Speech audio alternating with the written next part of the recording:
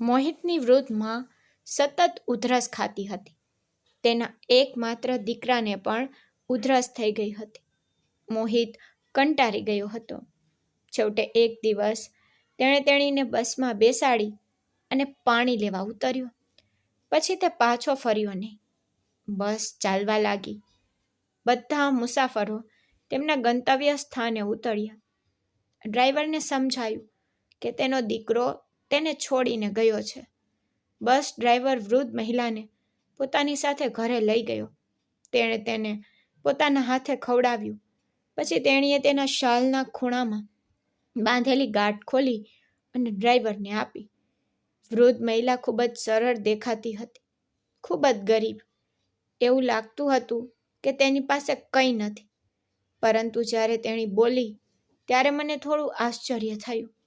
તેણીએ તેના દુપટ્ટાની ગાંઠમાંથી કંઈક કાઢ્યું, જેનાથી મારી આંખોમાં આંસુ આવી ગયા હતા. મારું નામ રોહિત છે.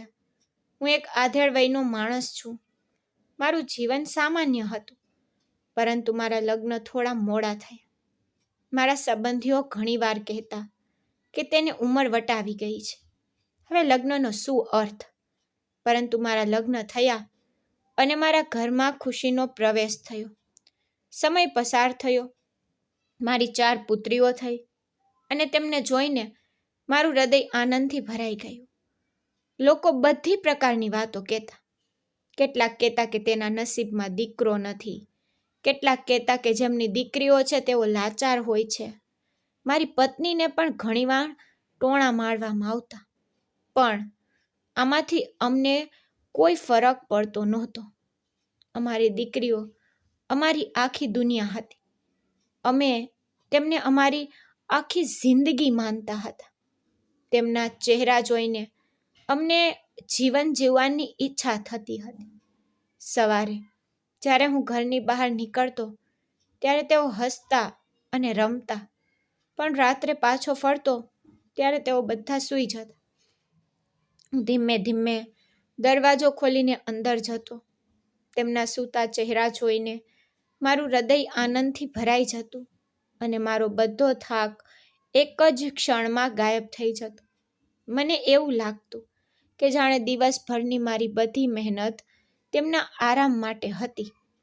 જ્યારે હું મારી પત્ની તરફ જોતો ત્યારે તે હસતી અને તે સ્મિત મારા માટે દુનિયાની સૌથી કિંમતી વસ્તુ હતી.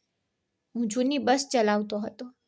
તેટલી જૂની હતી કે તે ઘણીવાર રસ્તામાં બંધ થઈ જતી.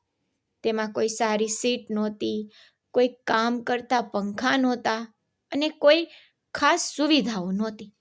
પણ તે એક જરૂરિયાત હતી અને તે અમારી આવકનો એક માત્ર સ્ત્રોત હતો.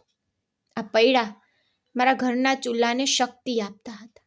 તેથી છેલ્લા કેટલાક દિવસોથી પરિસ્થિતિ વધુ ખરાબ હતી.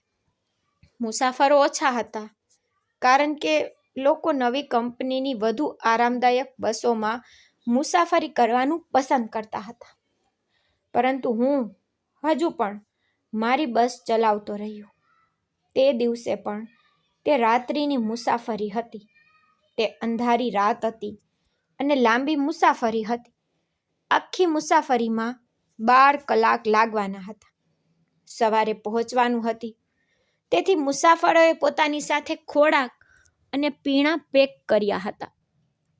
કેટલાક ચાના થર્મોસ, અન્ય બિસ્કિટ અને ફળો લાવ્યા હતા. કેટલાકે તો ધાબળા પણ પેક કર્યા હતા, કારણ કે ઠંડી વધી રહી હતી. બસમાં અડધાથી વધુ સીટો ખાલી હતી. કેટલાક સૂઈ રહ્યા હતા. કેટલાક પોતાના બાળકોને સંભાળી રહ્યા હતા. કેટલાક પોતાના મોબાઈલ ફોન પર વાત કરી રહ્યા હતા. કેટલાક મોટેથી બોલતા હતા, અન્ય ધીમેથી. ક્યારેક એક બાળક રડતું હતું તો કોઈ બડબડાટ કરવાનું શરૂ કરતું હતું કે તેઓ બાળકોને કેમ લાવ્યા છે જ્યારે તમે તેને સાંભળી શકતા નથી. કેટલાક લોકો શાંતિથી અંધારાવાળા રસ્તા પર બારી બહાર જોઈ રહ્યા હતા. ક્યારેક નાના ગામની ઝાંખી લાઈટો તેમની નજરમાં આવતી હતી. એક વૃદ્ધ સ્ત્રી પણ બસમાં બેઠી હતી. તેનો ચહેરો કળતલીઓ વાળો હતો. તેના હાથ જોરથી ધ્રુજતા હતા. તેની બાજુમાં એક માણસ બેઠો હતો, કદાચ તેનો પુત્ર હતો. બંને સતત ઉધરસ ખાઈ રહ્યા હતા. ખાસ કરીને તે સ્ત્રી ખૂબ જ ઉધરસ ખાતી હતી. તેની બગડતી જતી હોય હાલત તેવું લાગતું હતું. તેની ઉધરસ સતત હતી, જાણે તેને શ્વાસ લેવામાં તકલીફ પડી રહી હોય. ક્યારેક તે છાતી પકડીને બેઠી રહેતી, ક્યારેક તે બારી બહાર ચૂપચાપ જોતી રહેતી. જેમ જેમ હું તેની પાસેથી પસાર થતો તો મેં તેના ચહેરા પર પરસેવો ચમકતો જોયો. મેં તેને ધીમેથી પૂછ્યું, શું તમને પાણી જોઈએ છે? તેણીએ માથું હલાવ્યું અને મેં તેને બોટલ આપી. તેણીએ માન થોડા ઘૂંટ પીધા. તેના દીકરાએ પણ તેને સહારો આપ્યો, પરંતુ તેનો ચહેરો ચીડચીડો હતો. તેણે વારંવાર તેને કહેતો, ઉધરસ ખાવાનું બંધ કર મમ્મી, મને તારી ઉધરસથી ખૂબ જ કંટાળો આવે છે. તેણે તેના દીકરા તરફ જોઈને ધીમેથી કહ્યું, દીકરા, હું આને કાબૂમાં રાખી શકતી નથી. હું શું કરી શકું? તે ચૂપ રહ્યો. મને લાગ્યું કે કદાચ તેઓ સારવાર માટે બીજા કોઈ શહેરમાં જઈ રહ્યા છે. વૃદ્ધ માની હાલત જોઈને મને મારી પોતાની માની યાદ આવી. તે જ્યારે પણ બીમાર પડતી ત્યારે હું તેના પગ પાસે બેસીને તેના ચહેરા પરની ઉદાસી જોવાનો પ્રયાસ કરતો. મેં તેને ધીરજ રાખવા કહ્યું. અમે આગામી સ્ટોપ પર પહોંચવાના હતા. હું ત્યાં દવા લઈ આવી, પણ તે ફક્ત હસી, જાણે કે તેની પાસે ફક્ત પ્રાર્થના જ બાકી હતી. પછી અવાજ બંધ્યો, એન્જિનનો અવાજ ગુંજવા લાગ્યો અને તે શાંતિથી બેઠી રહી. તેના ખંભા પર ચાદર ઢાંકી. તેની આંખોમાં એક થાક હતો જે વર્ષોથી હતો, અને તેનો દીકરો પોતાના મોબાઈલ ફોન કાઢીને કોઈને મેસેજ કરતો રહ્યો, જાણે તે શક્ય તેટલી વહેલી તકે આ બધું પૂરું કરવા માંગતો હોય. કંડક્ટરે બધા મુસાફરોને પાણી અને ખોરાકની વ્યવસ્થા કરવાનું કહ્યું. એક નાની દુકાન આવવાની હતી, કારણ કે તે પછી રસ્તો ખરાબ હતો અને 2 કલાક સુધી કોઈ દુકાન કે બાથરૂમ નહીં હોય. તેથી હવે વ્યવસ્થા કરવી શ્રેષ્ઠ હતી. આ સાંભળીને મોટાભાગના મુસાફરો ઉતરવા લાગ્યા. કેટલાકે પાણીથી બોટલ ભરી, કેટલાકે ચા પીધી અને કેટલાકે બિસ્કિટ અને ભજીયા ખરીદ્યા. કેટલાકે સિગારેટ સળગાવી ને એક બાજુ ઊભા રહ્યા. કેટલીક સ્ત્રીઓ તેમના બાળકો સાથે બાથરૂમ જવા માટે લાઈનમાં ઊભી હતી. બધા પોતપોતાની ઉતાવળમાં હતા. બસની અંદર હવે શાંતિ છવાઈ ગઈ. ફક્ત 2 જ લોકો બાકી હતા, વૃદ્ધ સ્ત્રી અને તેનો દીકરો. વૃદ્ધ સ્ત્રીએ ધીમેથી કહ્યું, મોહિત, દીકરા, મને ભૂખ લાગી છે. કૃપા કરીને મને ખાવા માટે કંઈક લાવ. પણ તેણે મોં ફેરવીને કહ્યું, મારી પાસે પૈસા નથી. બધા પૈસા તમારી સારવારમાં ખર્ચ થઈ ગયા છે. હું ખાવા માટે ક્યાંથી કંઈક લાવી શકું? તેણે કડકાઈથી કહ્યું અને બારી બહાર જોવા લાગ્યો. માં થોડી વાર ચૂપ રહી. પછી તેણે ધીમેથી કહ્યું, પણ દીકરા, જો હું થોડું ખાઈશ તો દવા કામ કરશે. પણ તે ચૂપ રહ્યો. હું ડ્રાઈવરની સીટ પરથી બધું સાંભળી રહ્યો હતો, કારણ કે તે સમયે બસમાં ફક્ત તે 2 જ હતા. મને વૃદ્ધ સ્ત્રી પર દયા આવી. તેનો અવાજ નબળો હતો, જાણે ભૂખ અને બીમારીથી તે ગૂંગળાવી ગઈ હોય. થોડી વાર પછી બીજા મુસાફરો પાછા ફર્યા. બધાએ પોતાની સીટ લીધી અને બસ ફરી ચાલવા લાગી. હવે રસ્તો ખરેખર ઉબડ ખાબડ થવા લાગ્યો. ખાડા અને ખટકાળ રસ્તો હતો, અંધારું હતું અને કોઈ ઘર નહોતું, કોઈ દુકાન નહોતી, કંઈ દેખાતું નહોતું. બસની લાઇટ ધૂળ ઉડાવી રહી હતી અને બધા શાંતિથી બેઠા હતા. આ દરમિયાન વૃદ્ધ સ્ત્રીની ઉધરસ તીવ્ર બની ગઈ. લોકો ચીડવા લાગ્યા. કેટલાક આંખો બંધ કરીને બેઠા હતા. કેટલાકે પોતાના નાક અને મોં રૂમાલથી ઢાંકી દીધા. કંડક્ટર મારી પાસે આવ્યો અને કહ્યું કે આ સ્ત્રી તો ખરેખર આપણને હેરાન કરી રહી છે. તેનો દીકરો પણ ખૂબ ક્રૂર લાગે છે. મેં કહ્યું, તેને થોડું પાણી આપો. કદાચ તેને થોડી રાહત મળશે. મેં કંડક્ટરને મારી પાસે રહેલી અડધી ભરેલી બોટલ આપી. તેણે જઈને અમ્માને આપી. અમ્માએ ધ્રુજતા હાથે બોટલ લીધી, થોડા ઘૂંટ પીધા અને પછી શાંતિથી તેનો આભાર માન્યો. પણ તેનો દીકરો ત્યાં જ રહ્યો. તેનો ચહેરો ફરી ગયો, જાણે તે શરમાતો ન હતો પણ ગુસ્સે હતો કે બધા તેની મા તરફ જોઈ રહ્યા હતા. મેં મનમાં વિચાર્યું કે જો તે તેની માને પોતાની સાથે લાવ્યો છે તો તેણે તેની થોડી તો સંભાળ રાખવી જોઈતી હતી. આ બીમાર અને નાજુક સ્ત્રી કદાચ આખો દિવસ ભૂખી રહી હશે. કંડક્ટરે માથું હલાવ્યું અને કહ્યું, તમે ખૂબ જ સારા વ્યક્તિ છો કે આટલા વિચારશીલ છો, પણ આપણે કોની સંભાળ રાખવી જોઈએ? આપણે ભાગ્યે જ ગુજરાન ચલાવીએ છીએ. હોટેલ સ્ટાફ પણ એટલી ઓછી શાકભાજી પૂરી પાડે છે કે તે ફક્ત એક કામ ચલાવ કરાર છે. મેં તેને કહ્યું કે આપણે આભારી રહેવું જોઈએ. ઓછામાં ઓછું કંઈક તો છે. જો તે ખાય તો શું થશે? વ્યક્તિને સારું કરવાથી ડરવું ન જોઈએ. કંડક્ટરે ધીમેથી કહ્યું, તમે સાચા છો, પણ આજકાલ કોણ સાંભળે છે? 2 કલાકની મુસાફરી ખૂબ જ મુશ્કેલ હતી. બસ સતત ધબકતી રહી. રસ્તો ખાડાઓથી ભરેલો હતો. પથ્થરો પથરાયેલા હતા. અંતે અમે એક હોટલ પર પહોંચ્યા.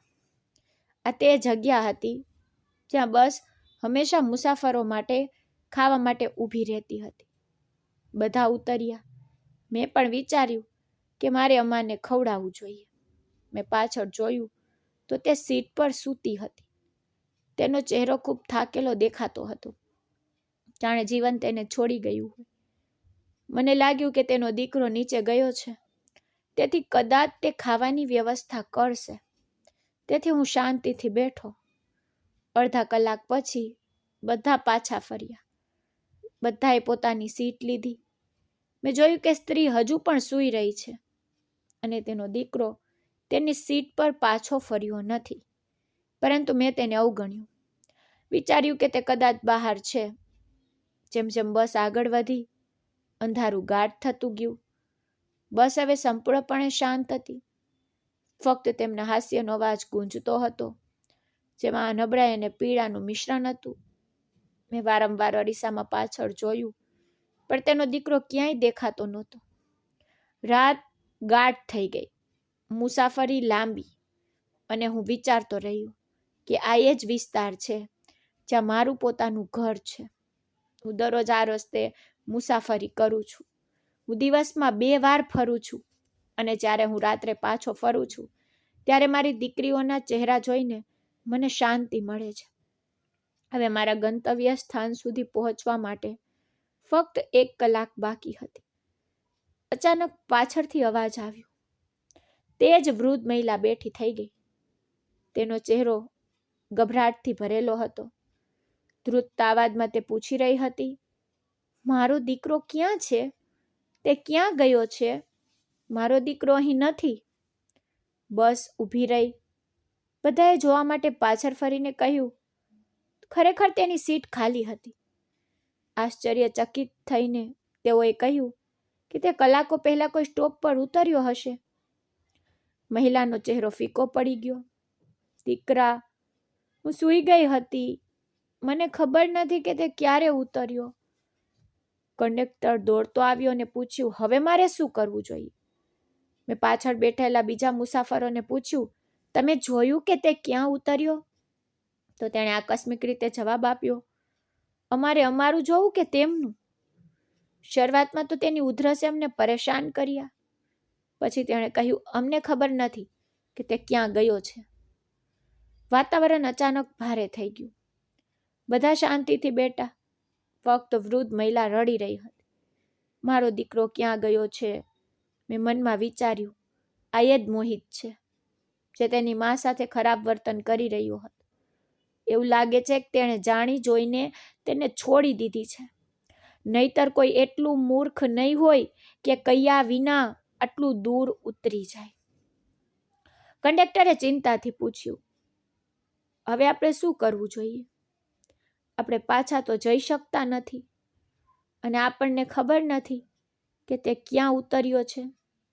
મેં કહ્યું, ચાલો આપણે આપણા ગંતવ્ય સ્થાને પહોંચીએ અને પછી જોઈએ કે તે પાછો આવશે કે નહીં. મેં અમ્મા સાથે દલીલ કરવાનો પ્રયાસ કર્યો, પરંતુ તે વારંવાર એક જ વાત કહેતી રહી, મારો દીકરો ક્યાં ગયો, મારે ઘરે જવું પડશે.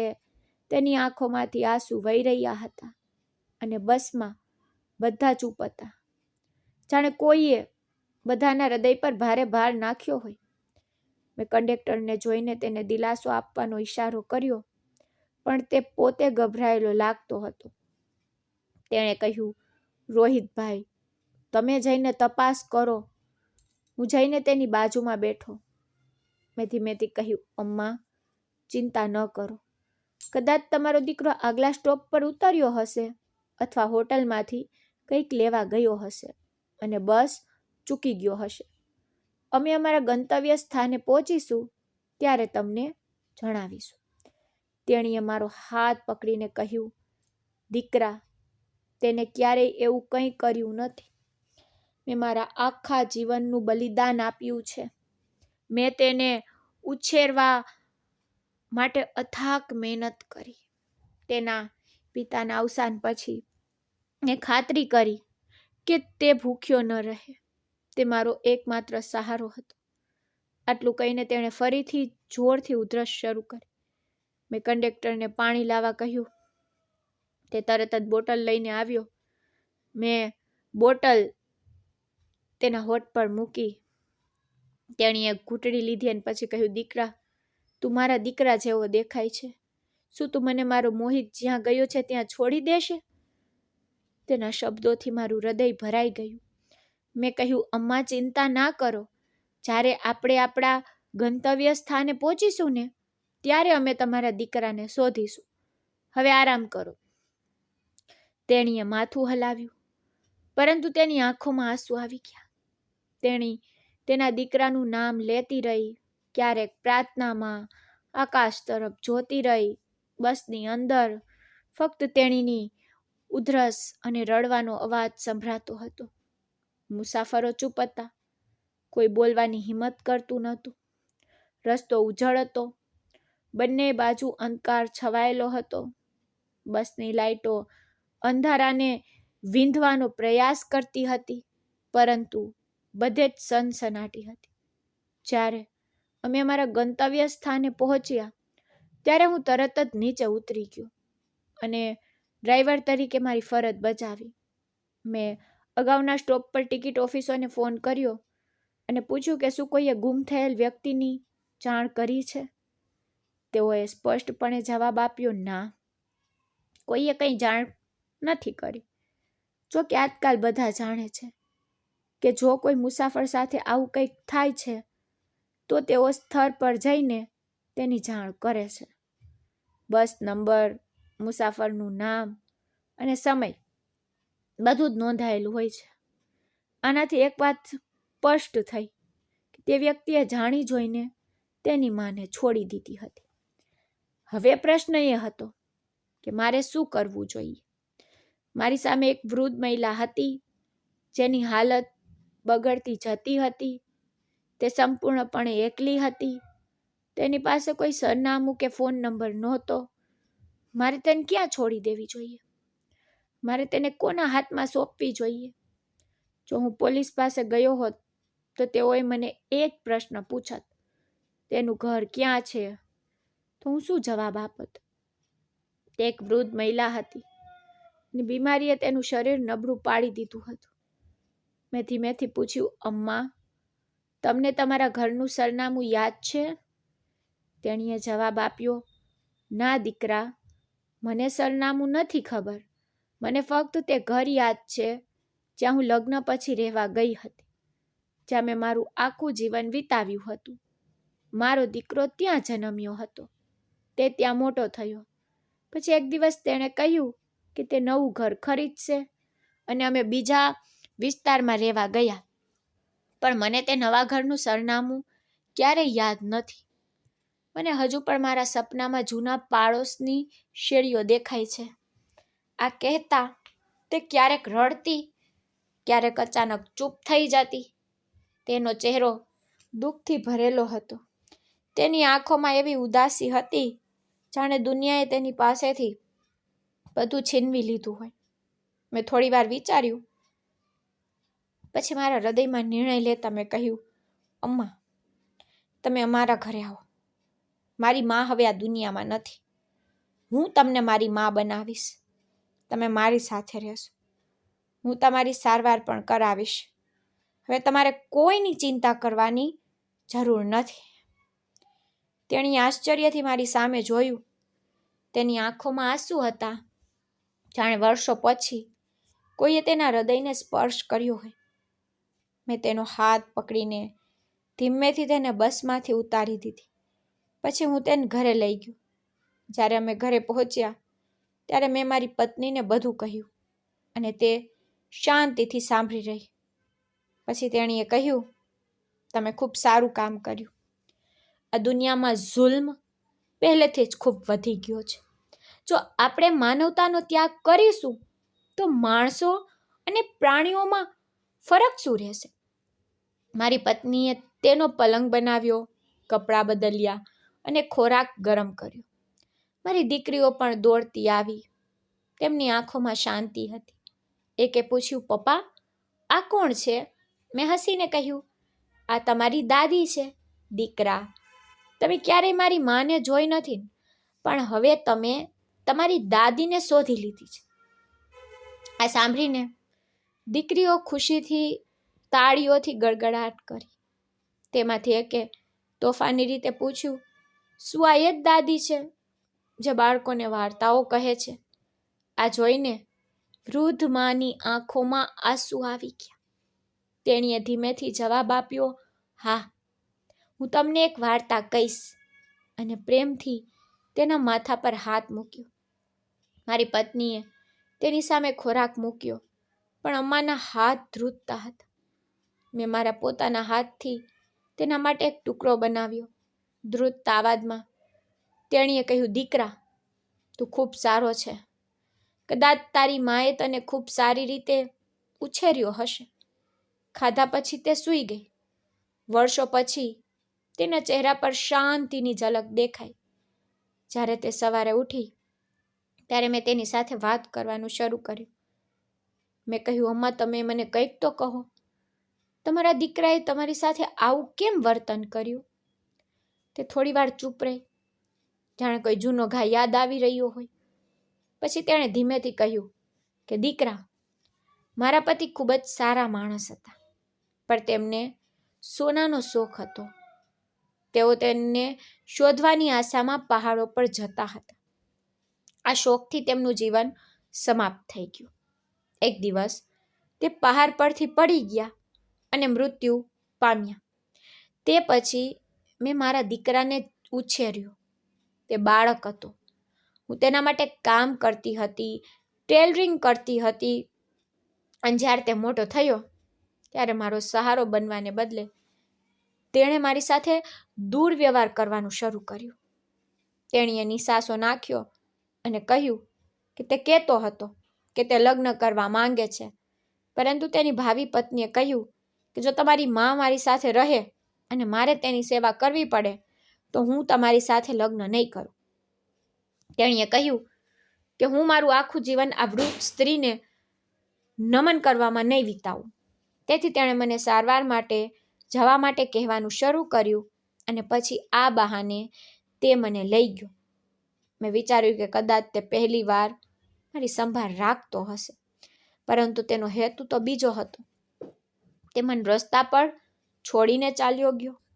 તે મારી જવાબદારીમાંથી મુક્ત થવા માંગતો હતો. આ સાંભળીને મારું હૃદય ડૂબી ગયું. મારી પત્ની પ્રેરણાની આંખોમાં આંસુ આવી ગયા અને મારી દીકરીઓ શાંત થઈ ગઈ. ઘરમાં એક વિચિત્ર શાંતિ છવાઈ ગઈ.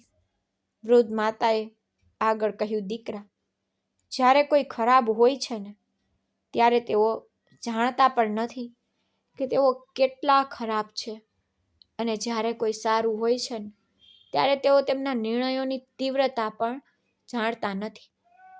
તે મને તારા ઘરમાં સ્થાન આપ્યું છે. આ તારી ઉદારતા છે. મેં તેનો હાથ પકડીને કહ્યું, અમ્મા, ચિંતા ન કરો. આ તમારું જ ઘર છે. આ તમારી જ વહુ છે.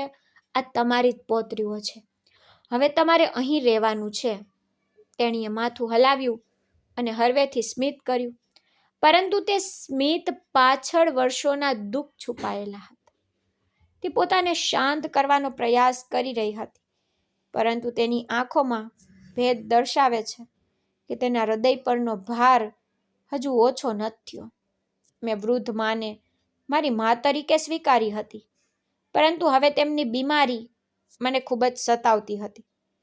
હું દરરોજ વિચારતો હતો કે હું તેમની સારવાર કેવી રીતે કરાવી શકું અને પૈસા કેવી રીતે ભેગા કરી શકું. ઘર પહેલેથી તણાવમાં હતું. 2 દીકરીઓ શાળાએ જતી હતી, જેમની માસિક ફી મારા હૃદય પર ભારે પડતી હતી. એક દીકરી તો હજુ પણ સ્તનપાન કરતી હતી, સૌથી નાની હતી. તેના દૂધનો ખર્ચ અલગ હતો. ઘરનું ભાડું, વીજળીના બિલ ને રોજિંદી જરૂરિયાતો ચૂકવ્યા પછી પણ મારા ખિસ્સામાં કંઈ બચ્યું નહોતું. મારી પત્ની પ્રેરણા ખૂબ જ હિંમતવાન સ્ત્રી હતી. જ્યારે મેં તેને અમ્માની સારવાર વિશે વાત કરી, ત્યારે તેણે કહ્યું, ચિંતા ન કરો, બધું સારું થઈ જશે. ભગવાન બધું જ સંભાળશે. મેં તેના ચહેરા પર રાહતનો ભાવ જોયો, પણ ભારે હૃદય વિચારતું હતું કે બધું કેવી રીતે ઠીક થશે. તે રાત્રે જ્યારે હું કામ પરથી પાછો ફર્યો, ત્યારે અમ્માની હાલત ગઈકાલ કરતાં થોડી સારી લાગી રહી હતી. તે સોફા પર બેઠી હતી. મારી પત્નીએ તેમને તેમના સ્વચ્છ કપડાં આપ્યા હતા. તે તેમના ધોયેલા કપડાં પહેરીને મારી દીકરીઓને વાર્તા કહી રહી હતી. તેમના ચહેરા પર એક નરમ ચમક દેખાઈ અને દીકરીઓના ચહેરા પર સ્મિત ફેલાઈ ગયું. દીકરીઓ તેમની આસપાસ વર્તુળમાં બેઠી હતી. અમ્મા કહી રહી હતી કે એક સમય હતો જ્યારે એક ખૂબ જ બહાદુર માણસ તેની પત્ની અને દીકરાને ખૂબ પ્રેમ કરતો હતો. તે તેમના માટે સોનું શોધવા માટે પર્વત પર જતો. તેમની આંખોમાં એક વિચિત્ર ચમક હતી, જાણે તે ભૂતકાળની કોઈ તેજસ્વી ક્ષણમાં પાછી ગઈ હોય. મારી દીકરીઓ આશ્ચર્યથી સાંભળતી હતી. વાર્તા અડધી થઈ ગઈ હતી ત્યારે મારી પત્નીએ ધીમેથી કહ્યું, અમ્મા, કૃપા કરીને તમારું ભોજન તો કરો અને થોડો આરામ કરો. માએ માથું હલાવ્યું, વાર્તા બંધ કરી. તે રાત્રે જ્યારે બધા સૂઈ ગયા હતા, ત્યારે મારી નાની દીકરી મા પાસે આવી અને પૂછ્યું, દાદી, શું તે બહાદુર માણસ પાછો આવ્યો? આ સાંભળીને માતાના હોઠ ધ્રુજી ગયા અને તેની આંખોમાં આંસુ આવી ગયા. મેં તરત જ કહ્યું, ચિંતા કરીશ નહીં, બધું સારું થઈ જશે. પરંતુ મારા શબ્દોથી તેનું દુઃખ ઓછું ન થયું. બીજા દિવસે હું તેને હોસ્પિટલમાં લઈ ગયો. ડૉક્ટરે તેની તપાસ કરી અને કહ્યું કે તેના ફેફસામાં બળતરા છે. એક લાંબી બીમારી છે, કદાચ સારવાર કરાયેલ નથી. તેણે કહ્યું કે તેને ક્ષય રોગ નથી, પરંતુ તેને ખતરનાક ઉધરસ છે. તેણે દવા લખી આપી અને મને કેટલાક ઇન્જેક્શન આપ્યા. મેં મારા ખિસ્સામાં હાથ નાખ્યો. મારી પાસે જે પૈસા હતા તે દવાઓ પર ખર્ચાઈ ગયા.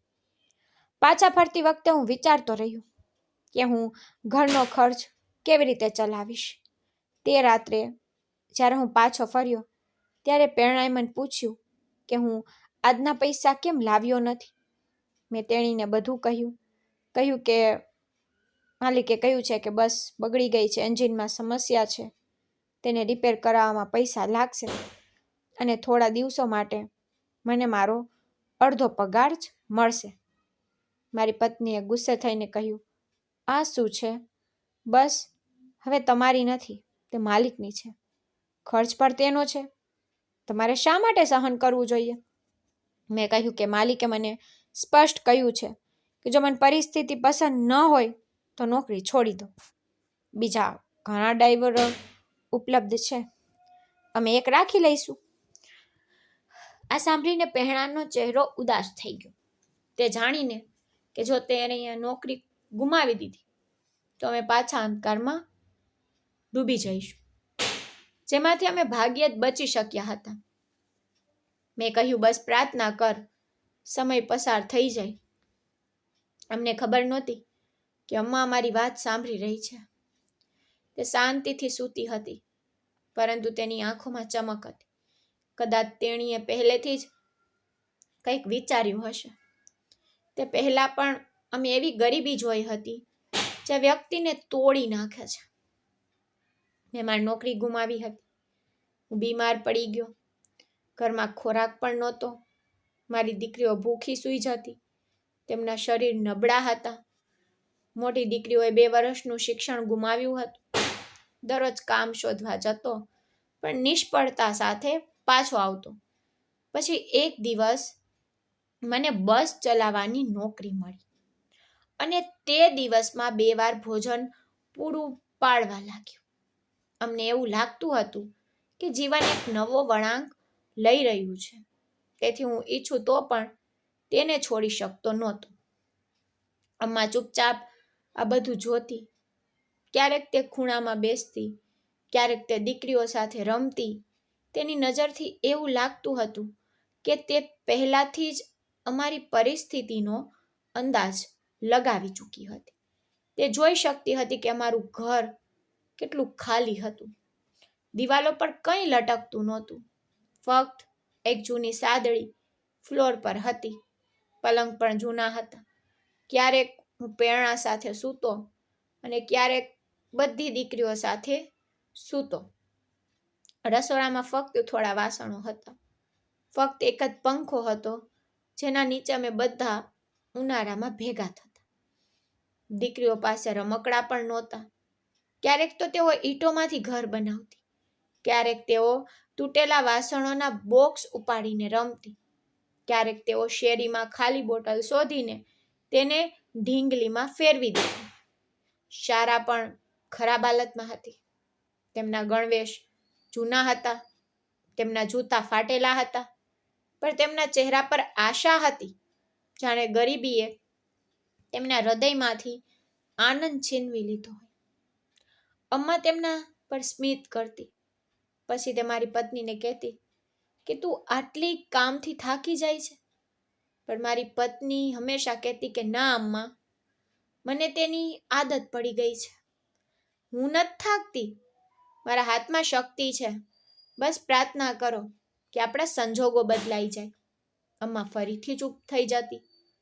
તેના ચહેરા પર વિચારની લહેર છવાઈ જતી. ક્યારેક તે છત તરફ જોતી, ક્યારેક મારી દીકરીઓ તરફ, ક્યારેક મારી તરફ, અને ધીમેથી કહેતી કે દીકરા, જે આપણને આપણા દુઃખ વેચવાની શક્તિ આપે છે તે બધું બદલવાની શક્તિ પણ ધરાવે છે. હું તેની વાત સાંભળતો અને ચૂપ રહેતો, કારણ કે મને પણ મારા હૃદયમાં વિશ્વાસ હતો કે જો આપણા ઈરાદા સાચા હશે તો એક દિવસ બધું સારું થઈ જશે. એક દિવસ વીજળીનું બિલ આવ્યું. મેં મારી પાસે જે પૈસા હતા તે બધા ચૂકવી દીધા. અને જ્યારે હું ઘરે પાછો ફર્યો ત્યારે મારી પત્નીએ મને શાંતિથી કહ્યું કે ઘરે ખાવા માટે કંઈ નથી. દાળની એક પ્લેટ અને એક રોટલી બાકી છે. તે ખૂબ જ શાંત અવાજમાં બોલી, જાણે તે તેની દીકરીઓને કહેવા માંગતી ન હોય. મેં થાકેલી આંખોથી તેની તરફ જોયું અને પૂછ્યું કે હવે આપણે શું કરવું જોઈએ. તેણીએ કહ્યું કે ચાલો એક કામ કરીએ. ચાલો અમ્માને થોડું ખાવાનું આપીએ. તે વૃદ્ધ અને બીમાર છે. તેનું તો પેટ ભરાઈ જશે. હું છોકરીઓને વાર્તાઓ કહીને સુવડાવી દઈશ, જેથી તેમને ભૂખ ન લાગે. સવારે શું થાય છે તે જોઈશું. મેં ઉદાસ થઈને કહ્યું, સવારે શું થશે? આપણે ગમે તેમ ભૂખ્યા જ રહીશું.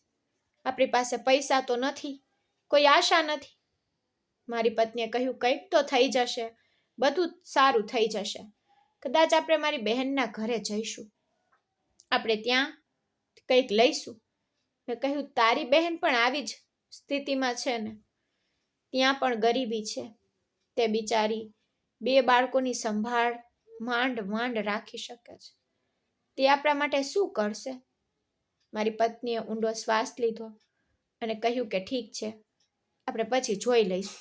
ચાલો અમ્માને હમણાં માટે થોડું ખાવાનું આપીએ. અમે બંને દાળ અને રોટલી લઈને તેના રૂમમાં ગયા. રૂમમાં અંધારું હતું. એક જ લાઇટ ઝબકતી હતી. અમ્મા ખાટલા પર બેઠી હતી. તેનો ચહેરો વિચારમાં ડૂબેલો હતો. જ્યારે અમે અંદર ગયા ત્યારે એવું લાગતું હતું કે તે પહેલેથી જ રડી રહી હતી. તેની આંખોના ખૂણામાં આંસુ ચમકી રહ્યા હતા. તેણે અમારી તરફ જોયું અને કહ્યું કે દીકરા, મને બધું ખબર છે કે તમે લોકો શું વાત કરી રહ્યા હતા. મારી પત્નીનો ચહેરો ફીકો પડી ગયો. મેં ઝડપથી જવાબ આપ્યો, ના અમ્મા, કંઈ નહીં. અમે હમણાં જ તમારા માટે ખોરાક લાવ્યા છીએ. તેણીએ કહ્યું, હું મારા સમયના 10મા ધોરણ સુધી ભણેલી સ્ત્રી છું. હું અજ્ઞાની નથી. હું મૂર્ખ નથી. હું બધું સમજું છું. હું બધું જોઉં છું. તમે તમારી દીકરીઓના મોંમાંથી ખોરાક છીનવી રહ્યા છો અને મને ખવડાવી રહ્યા છો. અને હું એક સ્ત્રી છું જેનો તમારી સાથે કોઈ સંબંધ નથી. આ તમારી માનવતા છે. આ તમારા હૃદયની દયા છે. અને તેથી જ તમે એવી વસ્તુને પાત્ર છો જે મેં ક્યારેય કોઈને આપી નથી. હું આશ્ચર્યચકિત થઈ ગયો. મેં કહ્યું, અમ્મા, તે શું છે? આ વાત ભૂલી જાઓ. તમારે ખાવાનું જોઈએ. તમને ભૂખ લાગી હશે. તેણીએ ધીમેથી કહ્યું કે જો આપણે ખાઈશું તો આપણે બધા ખાઈશું, પણ આપણે દાળ નહીં ખાઈએ. આપણે સારા શાકભાજી ખાઈશું. તારી દીકરીઓ નવા કપડાં પહેરશે. તેઓ સારી શાળામાં જશે. તારા ઘરની તૂટેલી છતનું સમારકામ થશે અને તારી પત્ની પાસે ફક્ત 4 જોડી છે અને તેણીએ તે પણ મને આપ્યા છે. તેથી હું દર વર્ષ તેના માટે 12 જોડી બનાવીશ અને તું નવી કાર ચલાવશે. હું તને તે કાર આપીશ. મેં અને મારી પત્નીએ એકબીજા પર નજર ફેરવી. અમે વિચાર્યું કે કદાચ અમ્મા ફક્ત મજાક માટે વાત કરી રહી હતી. ક્યારેક ગરીબોના હૃદયમાં આશાની ચિંગારી પ્રગટે છે. પણ અમે કંઈ કહ્યું નહીં અને મૌન રહીને તેની બાજુમાં બેઠા. અમ્માએ તેનો હાથ તેના ધાબળા નીચે નાખ્યો. તે જ ધાબળો હતો જે હું તેને બસમાં પહેલી વાર મળ્યો ત્યારથી તેની પાસે હતો. તેના ખૂણામાં કંઈક જાડું ચોટેલું હતું, જાણે કે તે એક બંડલ હોય. તેણીએ તે ખોલ્યું ને કાપડનું એક નાનું પેકેટ કાઢ્યું. જ્યારે તેણે તે ખોલ્યું ત્યારે મારી આંખો આશ્ચર્યથી પહોળી થઈ ગઈ. અંદર લગભગ 1/2 કિલોગ્રામ વજનનો સોનાનો ટુકડો પડેલો હતો. તે સાચો હતો. એવું લાગતું હતું કે તે કોઈ પર્વતમાંથી ખોદવામાં આવ્યો હોય. તેનો આકાર પથ્થર જેવો અનોખો હતો, છતાં તેની ચમક રૂમને પ્રકાશિત કરતી હતી. મારી પત્નીએ બંને હાથથી પોતાનો ચહેરો ઢાંકી દીધો. હું આશ્ચર્યચકિત થઈ ગયો.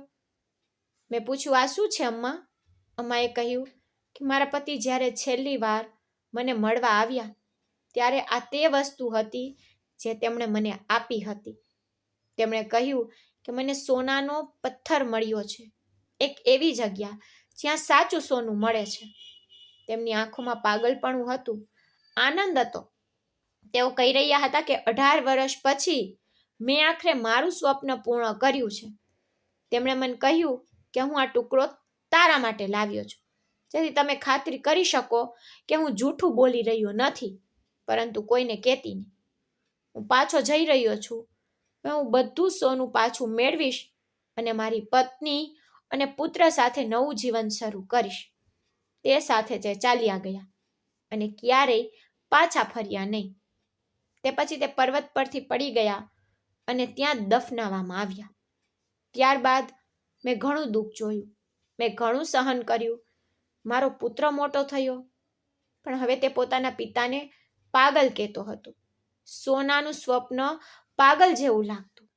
તે પોતાના પિતાના જુસ્સા પર શ્રાપ આપતો અને હસતો. હું દરરોજ તે સાંભળતી અને મારા હૃદયમાં લોહીના આંસુ વહેતા રહેતા. મને ખાતરી હતી કે જે પુત્રને પોતાના પિતા માટે કોઈ માન નથી તે તેના સોનાને લાયક નથી. તેથી જ મેં આ ટુકડો સુરક્ષિત રીતે રાખ્યો. મેં તે ક્યારેય કોઈને બતાવ્યું નહીં. મેં તે પહેલા ક્યારેય કોઈને આપ્યું નહીં, કારણ કે કોઈ તેને લાયક જ નહોતું. પરંતુ આજે તમે તમારી ભૂખ, તમારા બાળકોની ભૂખ, તમારી ઊંઘનું બલિદાન આપ્યું અને એક અજાણી વ્યક્તિને ખોરાક આપ્યો છે. તમે તેના હકદાર છો. મેં કહ્યું, ના અમ્મા, તે તમારું છે, તમે તેને રાખો, તે તમારો વિશ્વાસ છે. પછી તે રડી પડી અને બોલી, ના દીકરા, તે હવે તમારું છે. હું તે તમને મારી સ્વેચ્છાએ આપી રહી છું. તું તારી પરિસ્થિતિ સુધાર, તારું ઘર બચાવ, તારા બાળકોનું ભવિષ્ય બનાવ અને મને આ ઘરમાં રહેવા દે. હું ક્યાંય જવા નથી માંગતી. મેં તેના પગ સ્પર્શ કર્યા અને કહ્યું, અમ્મા, અમે તમને કેમ જવા દઈએ? તમે અમારી માં છો. અમે તમને શોધી કાઢ્યા છે. હવે તમે ક્યાંય જવાના નથી. અમે બધા રડ્યા. તે પણ રડી પડી. પણ તે દિવસે એવું લાગ્યું કે અમારા ઘરનું વાતાવરણ બદલાઈ ગયું છે. પહેલી વાર ગરીબીના અંધકારમાં આશાનું એક નાનું કિરણ જાગ્યું હતું. તે કિરણ કોઈ ખજાનામાંથી નહીં, પણ એક વૃદ્ધ માના હૃદયમાંથી નીકળી હતી. તે રાત અમારા જીવનની સૌથી ખુશ રાત હતી. તે રાત્રે મેં અમારા ઘરના દરેક ખૂણામાં આનંદ જોયો અને કૃતજ્ઞતા અનુભવી.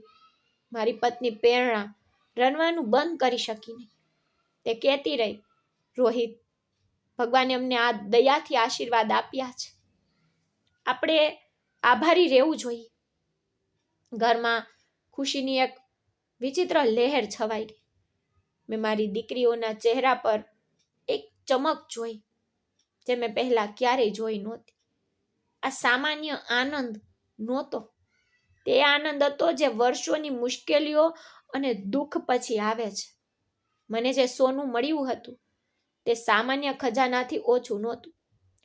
જ્યારે મેં તેને મારા હાથમાં પકડ્યું ત્યારે મારું હૃદય ધ્રુજી ગયું, કારણ કે તે સાચું સોનું હતું અને તેની ચમક જ એવી હતી કે જાણે સૂર્યના કિરણો માટીમાં ફસાઈ ગયા હોય.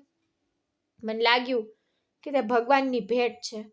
તેના માટે આભાર માનવો એ મારી ફરજ હતી. મેં નક્કી કર્યું કે હવે આપણે સમજદારીપૂર્વક કામ કરવું જોઈએ, કારણ કે જો આ શબ્દ બહાર આવશે તો લોકો આપણી પાછળ આવશે અને આપણે બધું ગુમાવી દઈશું. મેં સોનાનો એક નાનો ટુકડો અલગ કર્યો અને તેને અમારા રસોડામાં એક જૂના વાસણમાં કાળજીપૂર્વક ગરમ કર્યું, જેથી તેનો આકાર બદલાઈ જાય. હું ઈચ્છતો હતો કે કોઈ તેના મૂળને ઓળખી ન શકે. જ્યારે ટુકડો ઓગળી ગયો ત્યારે મેં તેને નાના ઘન સ્વરૂપમાં રૂપાંતરિત કર્યો અને બીજા દિવસે તેના વેચવા માટે શહેરના બીજા ભાગમાં ગયો. જ્યારે સ્વર્ણકારે તે જોયું ત્યારે તેની આંખો પહોળી થઈ ગઈ. તેણે પૂછ્યું, તમને તે ક્યાંથી મળ્યું? મેં કહ્યું, તે મારી માના જૂના ઘરેણાં હતા, મારા બાળપણના અવશેષો. તેણે વધુ પૂછ્યું નહીં અને મને 12 લાખ આપ્યા. જ્યારે મેં પૈસા મારા હાથમાં લીધા ત્યારે મારું હૃદય ધબકવા લાગ્યું, કારણ કે મેં ક્યારેય આટલા પૈસાનું સ્વપ્ન પણ જોયું નહોતું. જ્યારે હું ઘરે પહોંચ્યો ત્યારે મારી પત્નીએ આશ્ચર્યથી પૂછ્યું, મને આટલા પૈસા ક્યાંથી મળ્યા? મેં જવાબ આપ્યો, મેં જે સોનું મળ્યું હતું તે વેચી દીધું છે. કલ્પના કરો કે મેં ફક્ત એક ઈંટનો ટુકડો વેચ્યો છે, મને આટલા પૈસા મળ્યા છે. તે ખુશીથી રડી પડી. અમે બંને પહેલા ઘરમાં ખોરાકની અછતને દૂર કરવાનું નક્કી કર્યું. અમારી દીકરીઓએ વર્ષોથી સારું ભોજન ખાધું નહોતું. મેં સીધું એક મોટી હોટલમાંથી ખોરાક મંગાવ્યો. મારી દીકરીઓ ખુશીથી નાચવા લાગી. જ્યારે તે બધાએ ખાધું ત્યારે તેમના ચહેરા પરનો આનંદ મારી આંખોમાં આંસુઓ ભરી દીધા. તેઓ મારી દુનિયા હતા અને હવે તેમની ખુશી પાછી આવી ગઈ હતી. બીજા દિવસે અમે આ વિસ્તારમાંથી બહાર જવાનું નક્કી કર્યું, કારણ કે જો લોકોને ખબર પડે કે અમારા સંજોગો અચાનક કેવી રીતે બદલાઈ ગયા છે તો તે શંકા પેદા કરશે. મેં અમારું જૂનું ઘર વેચી દીધું. અમને બહુ કંઈ તો મળ્યું નહીં, પણ અમે થોડા પૈસા બચાવ્યા. અમે બીજા વિસ્તારમાં ગયા અને નવું ઘર ખરીદ્યું. મેં ખાતરી કરી કે વધારે દેખાડો ન કરું, જેથી પ્રશ્નો ઊભા ન થાય. ત્યાંના લોકોને નવા આવનારાઓમાં બહુ રસ નહોતો અને તે અમારી સફળતાનું રહસ્ય બન્યું. જ્યારે અમે અમારા નવા ઘરમાં રહેવા ગયા ત્યારે મારી પત્નીએ ભગવાનનો આભાર માન્યો. મેં મારી દીકરીઓ માટે નવા કપડાં ખરીદ્યા. મેં મારી મા માટે 2 સોનાની બંગડીઓ અને મારી પત્ની માટે નાની કાનની બુટ્ટીઓ ખરીદી. તેમના ચહેરા ખુશીથી ભરાઈ ગયા. મેં તેમના ચહેરા પરથી વર્ષોની ગરીબીનો થાક ગાયબ થતો જોયો. હવે બધું નવું લાગતું હતું. મેં બાકીનું સોનું ધીમે ધીમે વેચવાનું નક્કી કર્યું, જેથી કોઈને કંઈ શંકા ન થાય. મેં બીજા મહિનામાં થોડું વધારે વેચ્યું અને 25 લાખ કમાયા. તે પૈસાથી મેં એક નાનો ધંધો શરૂ કર્યો. તે વપરાયેલા ટાયર ખરીદવા અને વેચવાનો વ્યવસાય હતો, પરંતુ તે ટૂંક સમયમાં નફાકારક બન્યું, કારણ કે હું પ્રામાણિકપણે કામ કરતો હતો. થોડા મહિનામાં મારો ધંધો તેજીમાં આવ્યો અને મારા પરિવારની પરિસ્થિતિમાં સુધારો થયો. મેં મારી દીકરીઓને શહેરની એક સારી શાળામાં દાખલ કરાવી. મેં તેમને ગણવેશ, પુસ્તકો, પગરખાં અને બેગ ખરીદી આપ્યા. જ્યારે તેઓ પહેલીવાર તેમના નવા ગણવેશમાં શાળાએ ગયા ત્યારે મારી પત્ની દરવાજા પર ઊભી રહી અને રડી પડી. તેણીએ કહ્યું, રોહિત, મને વિશ્વાસ નથી આવતો કે આ અમારી દીકરીઓ છે. હવે અમારે ટોણા સાંભળવાની જરૂર નથી. અમારી દીકરીઓ પણ ભણશે અને પ્રગતિ કરશે. તેમનું નસીબ બદલાઈ ગયું છે. હવે અમારા ઘરમાં બધું જ હતું, ખુશી, સંતોષ અને આદર. મારી માની હાલતમાં પણ સુધારો થવા લાગ્યો હતો. ડૉક્ટરે કહ્યું કે તેની સારવાર સારી રીતે ચાલી રહી છે. તેણી હવે પહેલા જેટલી ઉધરસ ખાતી નથી. મારી પત્ની તેની સંભાળ રાખતી રહી. જ્યારે હું કામ પરથી પાછો આવતો ત્યારે ઘર સુગંધથી ભરાઈ જતું. અમારી દીકરીઓ હસતી અને રમતી. અમ્મા તેમને જોઈને ખુશ થતી અને મારી પત્ની રોજ રાત્રિ ભોજન બનાવતી હતી. મને ઘણીવાર લાગતું કે જો મને તે સોનું ન મળ્યું હોત તો આજે પણ અમે સંઘર્ષ જ કરી રહ્યા હોત. પરંતુ ભગવાનનો આભાર કે બધું બદલાઈ ગયું. હવે મારા જીવનમાં પહેલીવાર મને સંતોષ થયો. મેં મારા વ્યવસાયને સરળ બનાવવા માટે એક કાર પણ ખરીદી. પછી મેં મારી નાની બહેનના દીકરાને કામ પર રાખ્યો, જેથી તે કંઈક શીખી શકે. મેં વિચાર્યું કે હવે બીજાઓને મદદ કરવી એ મારી ફરજ છે. મેં કપડાં અને કરિયાણાનો સામાન એક અનાથ આશ્રમમાં મોકલ્યો. તે દિવસે મારા હૃદયમાં એક વિચિત્ર શાંતિનો અનુભવ થયો. સમય પસાર થતો ગયો અને ધીમે ધીમે જીવનમાં તે બધું પ્રાપ્ત કર્યું જે એક સમયે સ્વપ્ન જેવું લાગતું હતું. એક નવી કાર, એક સરસ ઘર, આપણી પોતાની દુકાન, સૌથી ઉપર આદર, દુનિયાની સૌથી કિંમતી વસ્તુ. હવે લોકો મારી તરફ જોતા કહેતા, રોહિત ખૂબ જ મહેનતુ માણસ છે. કોઈને ખબર નહોતી કે અમારું નસીબ કેવી રીતે બદલાઈ ગયું હશે. મેં ક્યારેય કોઈને કહ્યું નહીં, કારણ કે હું જાણતો હતો કે બધું ગુપ્ત રાખવું મહત્વપૂર્ણ છે. મેં મારી દીકરીઓ માટે ભવિષ્યના સપના જોવાનું શરૂ કર્યું. મેં તેમનું શિક્ષણ પૂર્ણ કર્યું અને તેમના માટે સારા મેળાવડા શોધવાનું શરૂ કર્યું. મારી મોટી દીકરીએ શાળામાં ઉચ્ચ ગુણ મેળવ્યા, તેથી મેં તેને એક નવો ફોન ખરીદી આપ્યો. તેણીએ મને ખુશીથી ગળે લગાવ્યું. મારી બીજી દીકરીએ કહ્યું, પપ્પા, તમે હંમેશા અમને બધું આપ્યું છે. હવે અમને કંઈ જોઈતું નથી. અમે ફક્ત તમારી સાથે અને ખુશ રહેવા માંગીએ છીએ. મેં અમ્મા માટે શહેરની ટોચની હોસ્પિટલમાં સારવાર માટે એપોઇન્ટમેન્ટ લીધી. ડૉક્ટરે કહ્યું કે તે પહેલાં કરતાં ઘણી સારી છે, પરંતુ હજુ પણ કાળજી જરૂરી છે.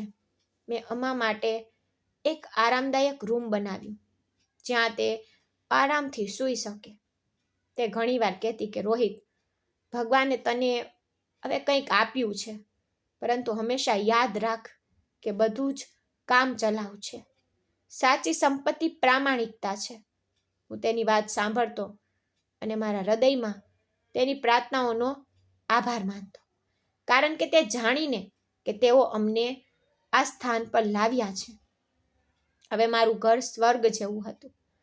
મારી દીકરીઓ સવારે શાળાએ જતી અને બપોરે હસતી હસતી પાછી આવતી. મારી પત્ની ચા તૈયાર કરતી અને અમ્મા આશીર્વાદ આપતી. જ્યારે હું સાંજે ઘરે પાછો આવતો ત્યારે બધાના ચહેરા ચમકતા હતા. મારા જીવનમાં પહેલી વાર મને સમજાયું કે જ્યારે સખ્ત મહેનત ભગવાનની કૃપા સાથે જોડાય છે ત્યારે દુનિયા બદલાઈ શકે છે. ક્યારેક હું રાત્રે ટેરેસ પર જતો અને આકાશ તરફ જોતો અને વિચારતો કે જે રાત્રે મને સોનું મળ્યું તે મારા ભાગ્યનો વળાંક હતો. પણ આ બિંદુ સુધી પહોંચવા માટે મેં કેટલી પ્રાર્થનાઓ કરી હતી, મેં કેટલા ઉપવાસ કર્યા હતા, કેટલી ઊંઘ વિનાની રાતો મેં વિતાવી હતી. મેં હંમેશા પ્રામાણિકપણે કામ કર્યું હતું અને ક્યારેય કોઈના હકો હડપ કર્યા નહોતા. અને કદાચ એ જ મને મળેલું ફળ હતું. હવે મારી ઈચ્છા મારી દીકરીઓને સશક્ત બનાવવાની હતી, જેથી તેઓ ક્યારેય કોઈના પર નિર્ભર ન રહે. મેં શાળા પછી તેમના માટે કમ્પ્યુટર ક્લાસની વ્યવસ્થા કરી અને તેમને કહ્યું કે શિક્ષણ એ જીવનનો સૌથી મોટો ખજાનો છે.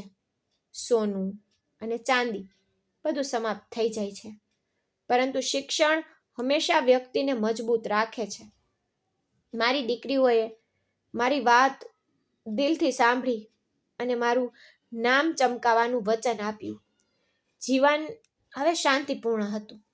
મારી માં સારી તબિયતમાં હતી, મારી પત્ની સંતુષ્ટ હતી, દીકરીઓ ખુશ હતી. જ્યારે પણ હું સવારે કામ પર જતો ત્યારે મને એક વિચિત્ર સંતોષનો અનુભવ થતો. મેં ભગવાનનો આભાર માન્યો કે મને તે બધું આપ્યું જે મેં ક્યારેય સ્વપ્નમાં પણ નહોતું જોયું. હવે હું ઘણીવાર શાંતિથી પ્રાર્થના કરું છું કે મારી બધી ખુશી કાયમ રહે અને તે દુઃખ ક્યારેય મારા ઘરે ન આવે. એવું લાગતું હતું કે મારા જીવનના બધા દુઃખો તેજસ્વી સૂર્યપ્રકાશમાં વાદળોની જેમ ઓગળી ગયા હોય તેવું લાગતું હતું. દરરોજ સવાર એક નવા પ્રકાશ સાથે ઉગતી. મેં ભગવાનનો આભાર માન્યો કે મને જે જીવનનું સ્વપ્ન હતું તે આપ્યું. અમ્મા હવે હંમેશા મારી સાથે હતી. તેમની સ્થિતિમાં નોંધપાત્ર સુધારો થયો હતો. જ્યારે તેમની સારવાર શરૂ થઈ અને તેમને આરામ અને સારો ખોરાક મળ્યો ત્યારે તે જાતે જ સ્વસ્થ થઈ ગઈ. હવે તે ઘણીવાર હસતી. તેમના ચહેરા પરનો પ્રકાશ પહેલા જેવો હતો તેવો થઈ ગયો હતો. મેં તેમને ચા પીતી અને દીકરીઓ સાથે વાત કરતી જોઈ હતી. ક્યારેક તે તેમને આશીર્વાદ આપતી, ક્યારેક તે તેમને વાર્તાઓ કહેતી. તેમની આંખોમાં હવે કોઈ ચિંતા નહોતી. તેમના ચહેરા પર શાંતિ લખેલી હતી. પરંતુ એક વાત હજુ પણ મારા હૃદયમાં રહે છે કે તેમનો દીકરો ક્યારેય પાછો ફર્યો નહીં, જેના માટે અમ્મા દરરોજ પ્રાર્થના કરતી, જેના માટે તે રાત્રે જાગતી. તે હવે ક્યાંક ખોવાઈ ગયો છે. કદાચ ભાગ્ય અમને એક સાથે લાવ્યું જેથી અમે તેમના વૃદ્ધાવસ્થામાં સહારો બની શકીએ, કારણ કે હવે તે અમને પોતાનું સર્વસ્વ માને છે. હું તેમને ઘણીવાર પૂછવા માંગતો હતો કે શું તમને ક્યારેય તમારા દીકરાની યાદ આવે છે, પરંતુ તેણીએ ક્યારેય જવાબ જ આપ્યો નહીં. તે ફક્ત મૌન રહેતી અને પોતાની નજર નીચી રાખતી. હવે અમ્મા તેની જિંદગી અમારી સાથે વિતાવા લાગી હતી. તે અમારી દીકરીઓને પોતાની પુત્રીઓ કહેતી અને તેમના માટે ખૂબ પ્રાર્થના કરતી. તે તેમની સાથે રમતી. મારી પત્ની ક્યારેક તેમની સેવા કરવામાં ગભરાતી નહીં. ક્યારેય અમ્મા રાત્રે જાગતી રહેતી, શાંતિથી આકાશ તરફ જોતી રહેતી, જાણે કોઈને યાદ કરી રહી હોય. પણ પછી તે પાછળ ફરીને લાંબા સમય સુધી ભગવાનને પ્રાર્થના કરતી. તેના દીકરાનો ક્યારેય ઉલ્લેખ થતો નહીં, જાણે તે કોઈ જૂના સ્વપ્નની જેમ ગાયબ થઈ ગયો હોય. કદાચ તે પણ ઈચ્છતી નહોતી કે અમે તેને હવે યાદ કરીએ, કારણ કે તેને એક નવું ઘર, એક નવો સહારો મળ્યો. હવે અમે તેના આશ્વાસન છીએ, અમે તેની દુનિયા છીએ, અને તેની પ્રાર્થનાઓ અમારી સૌથી મોટી સંપત્તિ છે. ક્યારેક મને લાગે છે કે જો તે દિવસે જીવન અલગ વળાંક લેત તો હું આજે અહીં ન હોત. જ્યારે અમ્માએ મને પહેલી વાર જોયો ત્યારે તેણે ફક્ત કહ્યું કે દીકરા, તું હવે મારો છે. અને તમે જાણો છો, તે લાઈને મારું આખું જીવન બદલી નાખ્યું. મેં ક્યારેય પૂછ્યું નહીં કે તેણે મને દત્તક કેમ લીધું, તમે મારો પર આટલો વિશ્વાસ કેમ કર્યો. કદાચ તે એટલા માટે હતું કારણ કે તે સમયે વિશ્વાસ મારી ભૂખ કરતાં મોટો હતો. અમ્માએ મને ફક્ત રોટલી જ આપી નહોતી, તેણીએ મને એક ઓળખ આપી, અને હું આજે પણ એ ઓળખ જાળવી રાખું છું. ગૌરવ સાથે જીવન જીવવું સહેલું નહોતું. હું ઘણીવાર અંદરથી તૂટેલો અનુભવતો હતો. ક્યારેક હું વિચારતો હતો કે મારી પાસે કોઈ એવું હોય જે મારા હૃદયના દુઃખને અનુભવે. પણ સમયે મને શીખવ્યું કે મારા પોતાના એ નથી જે લોહીના સગા હોય. પોતાના એ છે જે મારી સાથે ઊભા રહે છે, અને અમ્મા દર વખતે મારી સાથે ઊભા રહે છે. અમ્માના ગયા પછી બધું જ સૂનું બની ગયું. તેના વિના ઘર, રસોડું, સાંજની ચા બધું જ અધૂરું લાગતું હતું. પછી જ્યારે મારી દીકરીઓ મોટી થઈ અને ઘરમાં તેમનું હાસ્ય ગુંજી ઉઠ્યું, ત્યારે એવું લાગ્યું કે અમ્મા ક્યાંય ગઈ જ નથી. તે અહીં જ છે, આ દિવાલોમાં, આ શ્વાસોમાં, મારી દીકરીઓના સ્મિતમાં. ક્યારેક લોકો પૂછે છે કે રોહિત, તે તેના દીકરાને કેમ ન બોલાવ્યો જે ચાલ્યો ગયો હતો. હું હસીને કહું છું, કારણ કે મેં જે ગુમાવ્યું તે લોહી હતું, અને જે મેં મેળવ્યું તે આત્મા હતી. મેં ક્યારેય કોઈ માટે નફરત રાખી નથી. જે થવાનું હતું તે થઈ ગયું છે, અને જે રહી ગયું તે મારી જવાબદારી બની ગયું છે. હવે હું વૃદ્ધ થઈ રહ્યો છું. ક્યારેક સાંજે ટેરેસ પર બેસીને સૂર્યાસ્ત જોતી વખતે મને અમ્મા યાદ આવે છે. મને તેના શબ્દો યાદ આવે છે કે રોહિત, શાંતિ ખરીદી શકાતી નથી, તે વેચી શકાય છે. કદાચ તેથી જ મેં મારું આખું જીવન શાંતિ ફેલાવવામાં વિતાવ્યું છે. મેં મારી દીકરીઓને આ શીખવ્યું કે ક્યારેય કોઈનું ખોટું ન કરો, ભલે તેઓ તમને ભૂલી જાય, કારણ કે ભલાઈનું આયુષ્ય લાંબુ હોય છે, અને ઈરાદાઓની સુગંધ ક્યારેય ઝાંખી પડતી નથી. જો કોઈ તમારા હક્કો છીનવી લે તો તેમને સમય પર જવા દો, કારણ કે ભગવાન ક્યારેય સાચા લોકોને ખાલી હાથે છોડતા નથી. આજે મારી દીકરીઓ પોતાના 2 પગ પર ઊભી છે, પરંતુ મારા માટે સૌથી મોટી સાંત્વના હજુ પણ તે જૂનો પ્યાલો છે જેમાં મેં અમ્મા દ્વારા આપવામાં આવેલું સોનું ઓગાળ્યું. તે પ્યાલો હજુ પણ મારા રૂમમાં એક રેક પર પડેલો છે. તે થોડો વાંકો અને જૂનો છે, પરંતુ મારા માટે તેનો અર્થ દુનિયા છે. ક્યારેક જ્યારે હું તેને જોઉં છું ત્યારે એવું લાગે છે કે અમ્મા કહી રહી છે કે રોહિત, તે મારું નામ પ્રખ્યાત કર્યું. હવે હું કોઈની રાહ જોતી નથી. જે સમય તારો હતો તે ગયો છે. મારી પાસે હવે જે છે તે મારી પ્રાર્થના છે, આ મારું ઘર છે, આ મારી શાંતિ છે. મેં જે ગુમાવ્યું તે મારી સાથે દુઃખ તરીકે નહીં, પણ એક પાઠ તરીકે રહ્યું. અને મેં જે મેળવ્યું તેણે મને માનવ બનાવ્યો. આ જીવનનો સૌથી મોટો પાઠ છે. દીકરા, સંબંધો લોહીથી નહીં પણ ઈરાદાથી બંધાય છે, અને જો ઈરાદા સાચા હોય તો ભગવાન દરેક ઘરમાં રહે છે. આજે ઘણા વર્ષો વીતી ગયા, મારી દીકરીઓ મોટી થઈ ગઈ છે, હું મોટી થઈ રહી છું.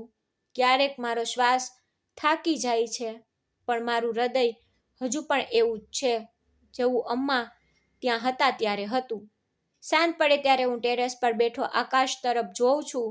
દરરોજ સૂર્ય આત્મે છે, પણ તેનો પ્રકાશ ઘરની દિવાલો પર એક ક્ષણ માટે રહે છે, જાણે કે હું દૂર ગયો નથી. હું થોડો સમય માટે જ રોકાઈ ગયો છું. મારી દીકરીઓ હવે પોતાના કામમાં વ્યસ્ત રહે છે. ક્યારેક નાની દીકરી મારા માટે ચા બનાવે છે અને મોટી કહે છે કે હવે પપ્પા આરામ કરો, હું કામ સંભાળી લઈશ. હું હસી પડતો, પણ મારા હૃદયના ઊંડાણમાં ક્યાંક મને અમ્માનો અવાજ સંભળાય છે. રોહિત, તને જે શીખવ્યું તે હવે તારી દીકરીઓમાં દેખાય છે. ક્યારેક તે બંને મારી સાથે આવીને બેસે છે અને પૂછે છે કે પપ્પા, તમને ક્યારે એકલતા નથી લાગતી? હું કહું છું, ના દીકરા, કારણ કે હું એકલો નથી. અમ્મા અહીં છે. અમ્મા આ હવામાં, આ દિવાલોમાં, આ કપમાં, જેના સહારાથી મેં મારું જીવન વિતાવ્યું છે. હું ઘણી વાર તેમને કહું છું કે દીકરીઓ, યાદ રાખો કે આદર સંપત્તિ કરતાં વધુ મૂલ્યવાન છે અને ઈરાદા સંબંધો કરતાં વધુ મહત્વપૂર્ણ છે. જો કોઈ તમને ક્યારેય દગો આપે તો નફરત ન કરો, ફક્ત તેમની યાદોને પ્રાર્થનામાં ફેરવો, કારણ કે બદલો ક્યારેય શાંતિ લાવતો નથી. શાંતિ ફક્ત ક્ષમાથી જ આવે છે. ક્યારેક હું વિચારું છું કે આમાં હોત તો કેટલી ખુશ થાત. તે જે રીતે તેની પોત્રીઓ પર સ્મિત કરે છે તે જ સ્નેહ અમ્મા પર હતો જ્યારે તેણીએ મને કહ્યું હતું, દીકરા, તું હવે મારો છે. હવે જ્યારે મારી દીકરીઓ મને પાપા કહે છે ત્યારે મને લાગે છે કે અમ્મા દ્વારા મને આપવામાં આવેલ બંધન હજુ પણ જીવંત છે. જેમ રાત ઊંડી થાય છે, હું કપ ઉપાડું છું અને તેને મારી બાજુમાં મૂકું છું. તેનો પ્રકાશ ઓછો થઈ ગયો છે, પરંતુ અમ્માનો પડછાયો હજુ પણ તેમાં પ્રતિબિંબ થાય છે. હું સ્મિત કરું છું, આકાશ તરફ જોઉં છું અને ધીમેથી કહું છું કે અમ્મા, મેં મારું વચન પાળ્યું. આ ઘરમાં હજુ પણ શાંતિ છે. જ્યારે પણ મારી દીકરીઓ મારો હાથ પકડીને કહે છે, પપ્પા, તમે શ્રેષ્ઠ માણસ છો, ત્યારે હું ફક્ત એક જ વાત કહું છું કે દીકરીઓ, હું સારો નથી. મારી પાસે ફક્ત અમ્માએ મને શીખવેલું બધું બાકી છે. મને સંતોષ છે કે મેં નફરત પર બનેલું બધું છોડી દીધું છે અને પ્રેમ પર બનેલું બધું શોધી કાઢ્યું છે. જો મારું જીવન કોઈને કંઈ શીખવી શકે તો તે આ છે કે સંબંધોને વળગી રહો અને પ્રેમ વેચો અને હિસાબ ન રાખો. ભગવાન જીવનના હિસાબ સંભાળશે. આપણે ફક્ત આપણા આરામનો હિસ્સો વેચતા રહેવાનું છે. ક્યારેક જીવન આપણને એવી જગ્યાએ લઈ જાય છે જ્યાં આપણી પાસે બધું જ હોય છે, છતાં અંદર હજુ પણ એક ખાલીપણું રહે છે. મેં જીવનમાં ઘણું જોયું છે, ઘણું પ્રાપ્ત કર્યું છે, પરંતુ છતાં અમ્માની યાદોમાં મને જે આરામ મળ્યો તે સ્ત્રીએ મને શીખવ્યું કે દયા હંમેશા મહાન વસ્તુ નથી. તે ફક્ત એક સરળ લાગણી છે જે હૃદયમાંથી આવે છે અને કોઈના દુઃખને હળવું કરે છે. મને ત્યારે સમજાયું કે વ્યક્તિનું મૂલ્ય તેની પાસે કેટલું છે તેના દ્વારા નક્કી થતું નથી, પરંતુ તે કેટલું શેર કરી શકે છે તેના દ્વારા નક્કી થાય છે. અમ્મા પાસે આપવા માટે કંઈ નહોતું, પણ તેમણે મને એ આપ્યું જે મારી પાસે ક્યારેય નહોતું. એવી શાંતિ જે એક પણ સોનાના સિક્કામાં વેચી શકાતી નથી. આજે જ્યારે હું મારા ઘરની બહારના લીમડાના ઝાડને જોઉં છું ત્યારે મને લાગે છે કે અમ્મા હજી પણ ત્યાં બેઠી છે, હસતી હોય છે. તેમના ચહેરા પરની કરટલીઓમાં રહેલી શાંતિ ક્યારેય અરીસામાં પ્રતિબિંબિત થઈ નથી. તેમણે મને શીખવ્યું કે જીવનમાં સાચી શાંતિ ત્યારે શરૂ થાય છે જ્યારે આપણે મારું અને તમારું છોડી દઈએ છીએ અને આપણાને સમજાવવાનું શરૂ કરીએ છીએ. હું હવે એવી દરેક જગ્યાએ જાઉં છું જ્યાં લોકો ભૂલી જાય છે કે જેમના અવાજો સાંભળવામાં આવતા નથી. કારણ કે મેં શીખ્યું છે કે કોઈને ખવડાવવાથી તેમનું પેટ ભરાઈ શકે છે, પરંતુ કોઈનું દુઃખ સાંભળવાથી તેમની આત્મા ભરાઈ જાય છે. અમ્મા ચાલ્યા ગયા, પરંતુ તેમણે મને જીવવાનો સૌથી મોટો પાઠ આપ્યો. દયા ફક્ત મંદિરોમાં જ નથી થતી. જ્યારે આપણે કોઈનું દુઃખ શેર કરીએ છીએ, જ્યારે આપણે કોઈને સાંત્વના આપીએ છીએ, ત્યારે તે દરેક ક્ષણમાં થાય છે. જો કોઈ તમને પૂછે કે માનવતા શું છે, તો તેમને કહો કે તે એક માં છે, જે ભૂખ્યા હોવા છતાં પણ કોઈને ખવડાવે છે. જીવનની સફળમાં બધું જ અદૃશ્ય થઈ જાય છે, સંપત્તિ, દરજ્જો, શોહરત, પરંતુ જે બાકી રહે છે તે એ છે કે તમે કોઈ માટે શું કર્યું, જે આપણા કલ્યાણમાં છુપાયેલું હોય છે, જે અમ્માની પ્રાર્થનામાં રહે છે, જે હૃદયથી આપે છે, તે જ સાચો ધનવાન છે. મિત્રો, મને આશા છે કે તમને અમારી વાર્તા ગમી હશે. જો તમને વાર્તા ગમી હોય તો કૃપા કરીને વિડીયોને લાઈક કરવાનું, અને જો તમે ચેનલ પર નવા છો તો ચેનલને સબસ્ક્રાઈબ કરવાનું ભૂલશો નહીં. અને હા, આગામી અપડેટ મેળવવા માટે નોટિફિકેશન બેલને જરૂર દબાવો, જેથી આગલી અપડેટ તમને પહેલાં મળી રહે. ધન્યવાદ.